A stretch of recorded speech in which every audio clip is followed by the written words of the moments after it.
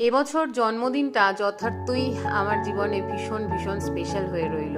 5 বছর পর বাড়িতে এই আনন্দ উপভোগ করার সুযোগ পেয়েছিলাম। শুক্রবার রাত থেকেই শুরু হয়েছিল আয়োজন। দুপুরবেলায় বেশ ভারী খাওয়া দাওয়া হয়েছিল বলে শুক্রবার রাত্রে আমার তেমন কিছু খাওয়ার দাওয়ার ইচ্ছা ছিল না। রসো অর্থাৎ আমার শাশুড়ি মা আমার জন্য সাজিয়ে দিয়েছিল তাই ঘি মাখা ভাত, আলু সেদ্ধ, আলু ভাজা আর গোবিন্দভোগ চালের খিচুড়ি। জানতো যে এগুলোকে আমি কখনোই না বলতে পারবো না। পরদিন সকালে ভবতারিণী মায়ের দর্শন, তারপর নিজের জন্মদাত্রীর হাতের তৈরি পায়েস বাপির হাত থেকে খাওয়া, বিকেলবেলা বোনদের দেওয়া এই স্পেশাল সারপ্রাইজটা, সাথে একটা বার্থডে কেক।